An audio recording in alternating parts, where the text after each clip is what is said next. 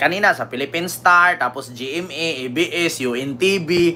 Yan na, ikot-ikot ako niyan. Tapos nakikita ko, puro mga DDS, hindi matutuloy ang impeachment. Wala yan, wala yan. Tapos kanina, nanumpa si Chis Escudero. Sabi ni Chis Escudero, I am Francis Chis G. Escudero. I am solemnly, ganun. Sabi ng mga DDS, left the group.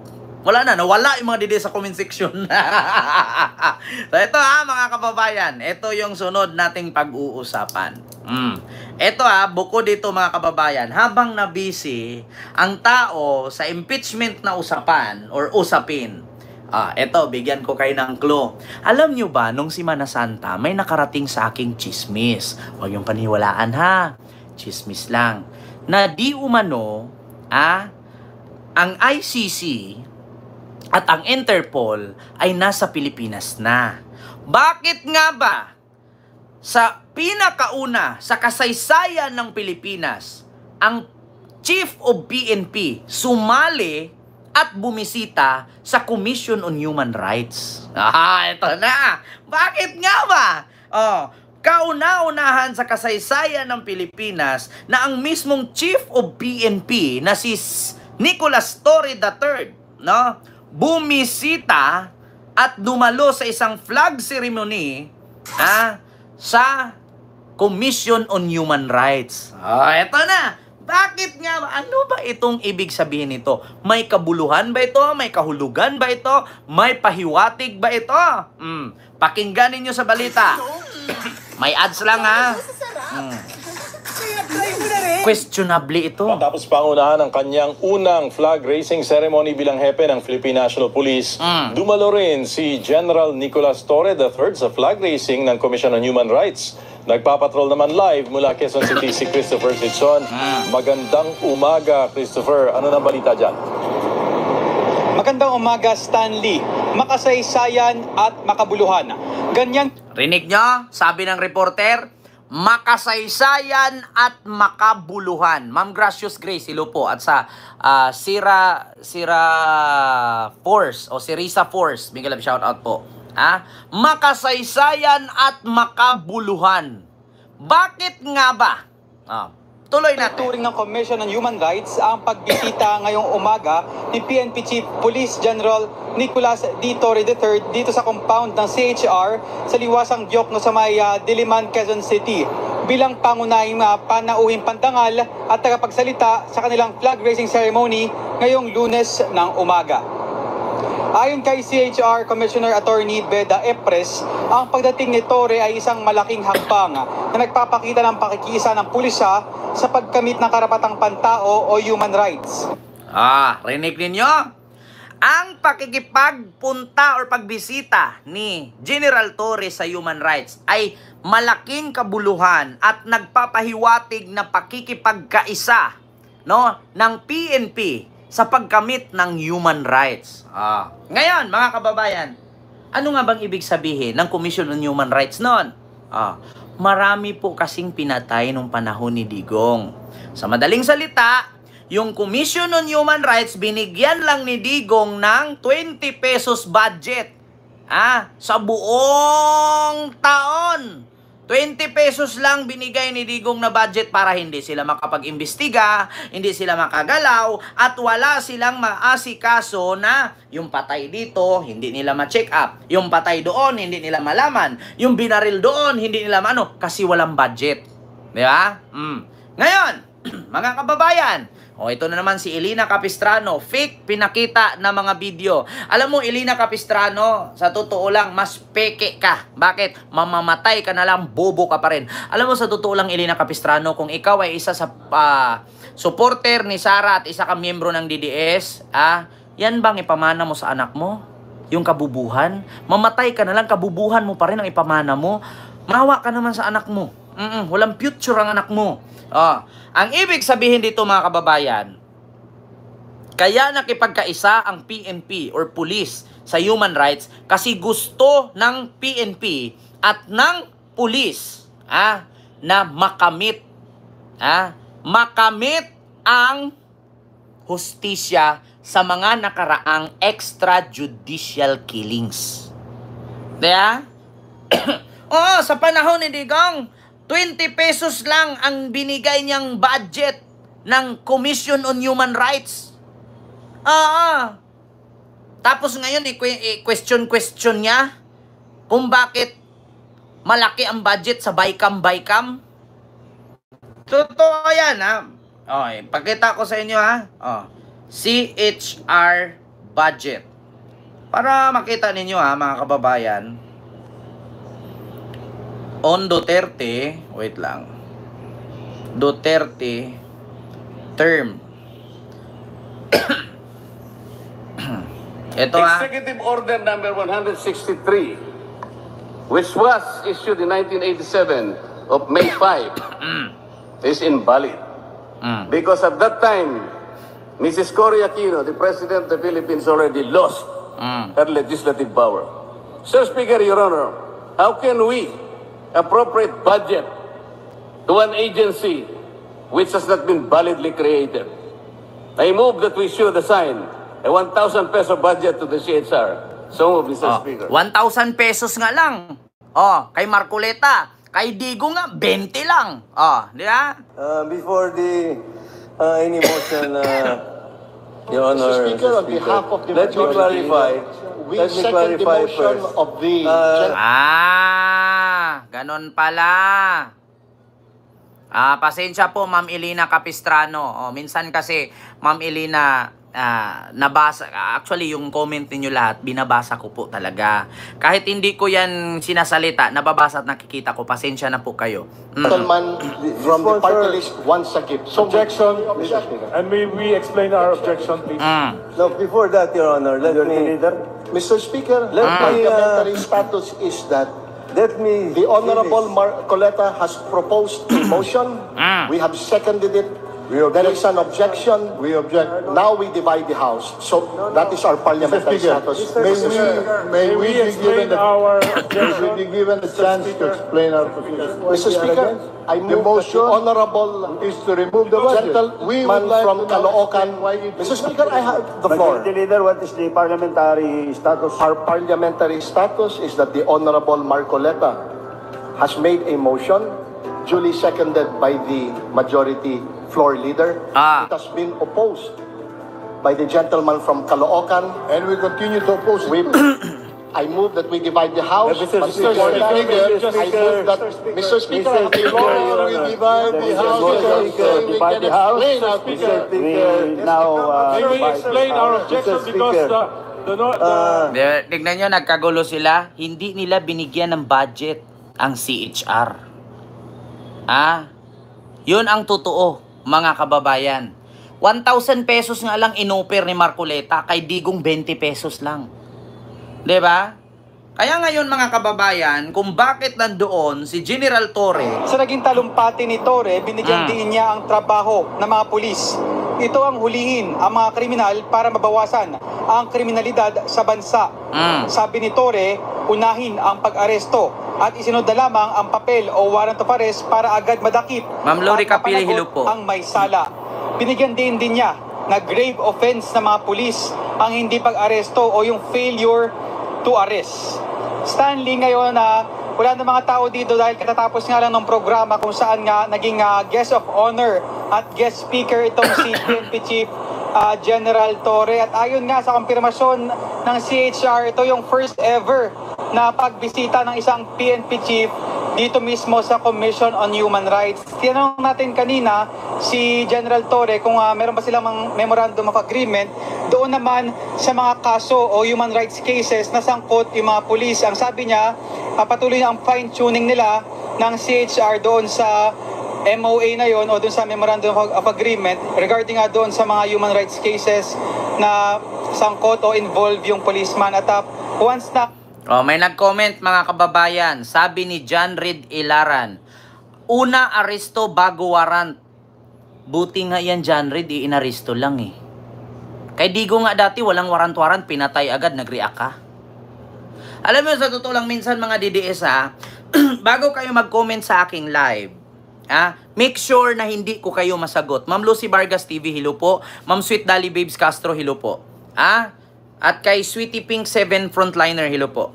Tanungin kita, sa totoo lang sa'yo, John Red Ilaran, sa panahon ni Digong, walang aresto, walang warrant, patay agad. Ngayon, kini-question mo, aresto muna bago warrant. Diba? Buti nga yan, inaresto lang eh. Bago basahan ng Miranda rights eh. Kay Digong noon, naranasan mo bang painumin muna ng tubig? Na? Kay Digong noon, naranasan nyo bang pakainin ng sandwich? Naranasan nyo bang pasakayin nyo ng private jet bago ikulong? Naranasan nyo bang ipa-check up muna bago ilagay sa sa silda? Naranasan nyo ba na magkaroon ng TV, lababo, computer sa loob ng kulungan at aircon pa? Di ba hindi? Huwag nyo nang questionin. Di ba? Same sila, mali, Kent. Sabi ni John Red Ilaran. Actually, sa totoo lang, hindi po yan mali. Bakit? Pulis na po yan. Mali lang kung papatayin nila yan. Kung aarestuhin ka lang naman, at pagdating sa presento, doon ka nahahalukayin at uungkatin kung tama ba na inaresto ka o hindi, pakawalan. Di ba?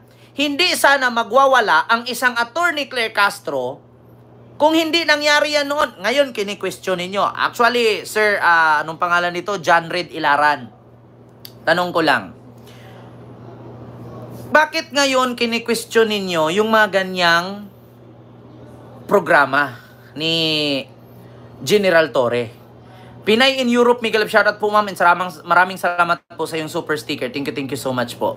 Bakit mga ganyang question or mga ganyang programa kini-question ninyo? Bakit hindi nyo naisip nung panahon na nagwala si Attorney Claire Castro, na ngayon ay Jose Claire Castro na?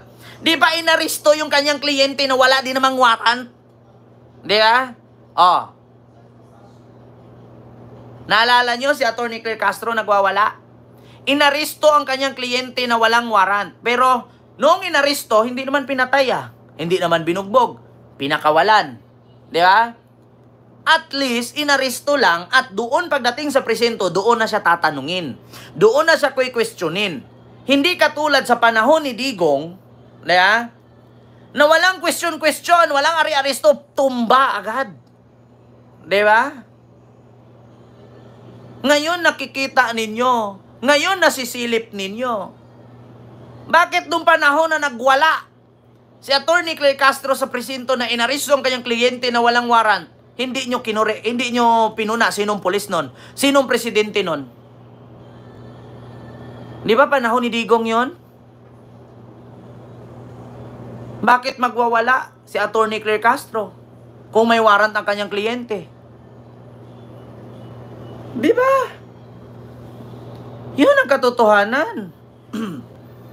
Alam mo, sa totoo lang mga kababayan, bago po ako mag-live dito, pinag-aralan ko na po yung ilalive ko. At tandaan ninyo mga kababayan, hindi po sa buong araw ay natulog lang ako.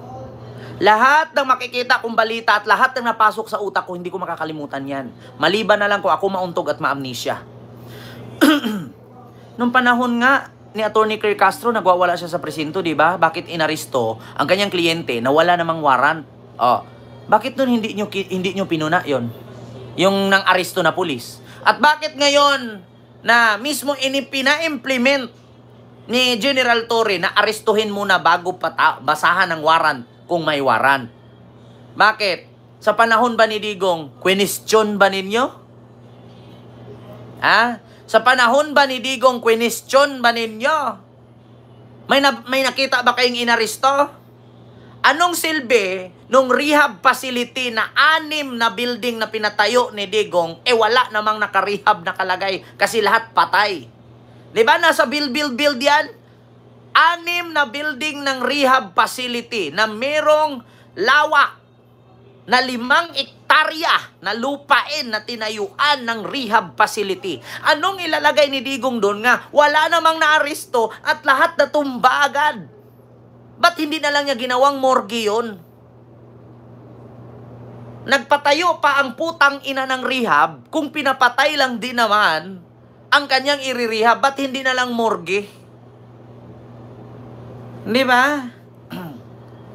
Alam mo, sa totoo lang, mga DDS, wag na kayo makipagtalo sa akin, no?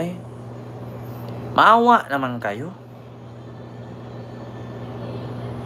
Di ba? Dapat morgue na lang.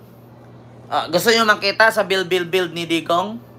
Yung rehab facility center kung saan nakatayo? 6 na building yon. 5 hektaryang lupa. 5 ba yun? 25 hectares na lupa. Actually, 25 hectares yun na lupa. So, anong ipaparehab niya doon? Si Along? Mayor ng Caloocan? Di ba? Kayo, pag may mga bagong ganyang implement ang pulisya, kini-question ninyo. Pero sa panahon ni Digong, hindi nyo question. Basta kayo, pumalakpak lang kayo. Tignan natin, ha? Tignan natin, bago tayo mag-end, mga kababayan. Hanapin natin. Rehab. Facility center. Center. Ito ha, mga kababayan. Center. Nawala. Rehab center. On build.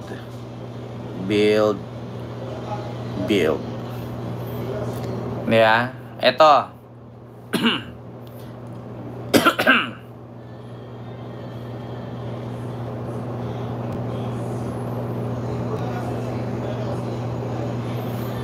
Ito, rehab facility center. Para makita ito, mga kababayan, ng mga DDS.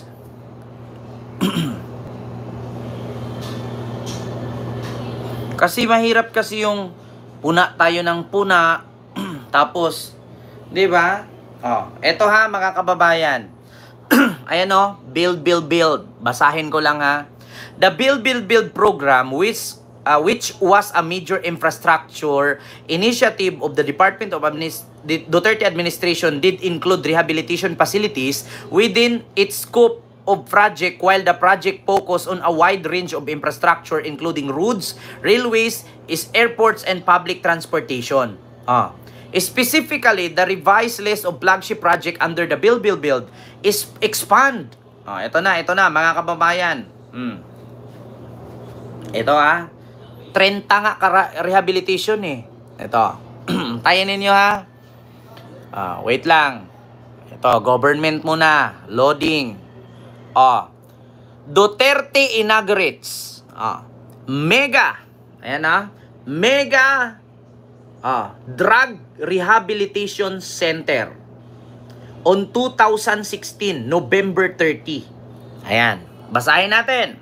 President Digong led the inauguration of the Mega Drug Abuse Treatment and Rehabilitation Center or DATRC at Port Magsaysay in Nueva Ecija as part of administration effort to solve drug problem in the country. In his speech, ayan, dito, basahin natin.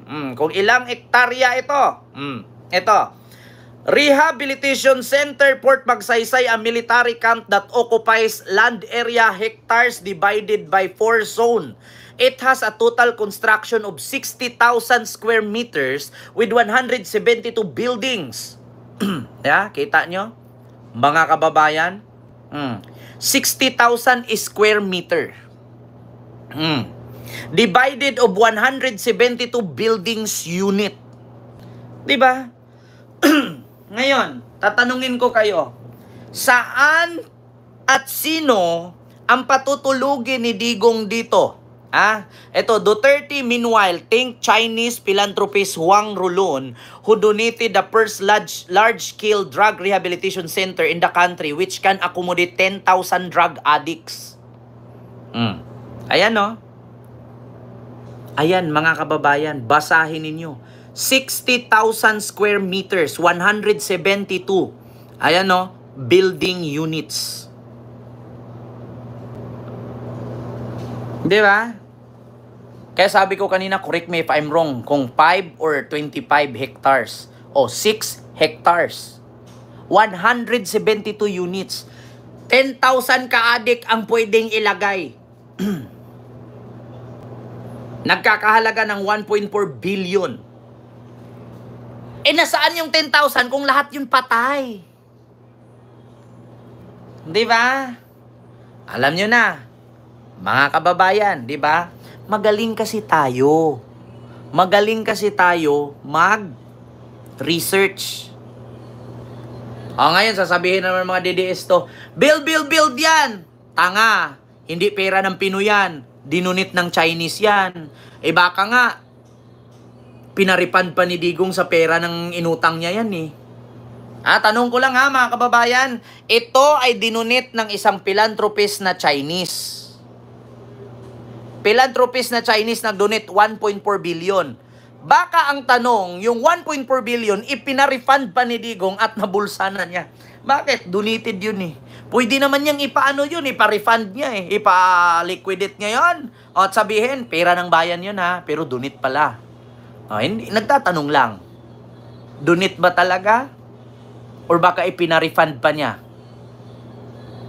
Ang tanong, magagamit ba ng tao? O Chinese ang may-ari ngayon? Baka ginawang Pogo Hub yan ha. Nueva Ecija, tandaan ninyo. Hanapin nga natin mga kababayan. Sa Nueva Ecija daw ito. Tinayo. Yung rehabilitation center na to. Drug Treatment and Rehabilitation Center. Nueva Ecija, Fort Magsaysay. Magagamit pa kaya ito ng tao? Ng Pilipino? Nagtatanong lang po. Baka ginawa na nga itong Pogo Hub ngayon eh. Saan ba na yung Pogo Hub? Diba sa Pampanga yon, sa Porac? Di natin alam. So yun lang mga kababayan. Ibininta na yan. Sa Fort Magsaysay daw ito. O baka ginawa itong mga kababayan, training ground ng mga sundalo. Parang ginawa yata itong pasilidad niya. Pwedeng tulugan, pwede nilang anuhan. Hindi lang natin alam wag muna tayong mag-conclude mga kababayan. Wag muna tayong gumawa ng issue. Actually, ang sa atin lang, nagtatanong lang, magagamit pa kaya ito ng Pilipino? So, pagmamayari na ba ito ng gobyerno o baka Chinese pa rin may-ari nito? So, yun lang. Kaluluwa ang pinarehab. O talagang malinis po talaga motorbike. Kasi pinatay na, Nueva Ecija yan. Sabi ni Magdalena Valera. Don't forget to kiss the poor baby for me. Sabi ni Ma'am Brinda Barton. Actually, Ma'am Brinda, marami sila. Hindi ko na maisa-isa. 4 na cat, 4 na baby dog. Tapos may panibago akong dog. Meron akong panibagong dog. Ito po ay nabili ko sa... In-order ko po ito. Galing pa siyang California. Ayan. Ito po ay isang agouti breed na husky. Siberian agouti. Ayan. So, ang pangalan po niya ay si Agatha. Ito po ay 2 months old pa lang. So, tandaan nyo po itong June, siguro mga December, mas malaki pa to sa akin. Actually, Ma'am Olive, isa lang yung dog ko kasi yung isa kong husky, nasa mama ko na. So, ito ang pangalan niya is Agatha. Yes, ito po ay agouti breed husky. Ito po ay kumakain po talaga ng tao. Yes, kumakain po talaga siya ng tao. So, ito po, ayan, maraming salamat. So, yun naman po yung live natin mga kababayan. Kasi Gabriel Kausing dyan sa Negros Island. Mega love shout out po. Mag-breed ka Kent, bili ako. Sabi ni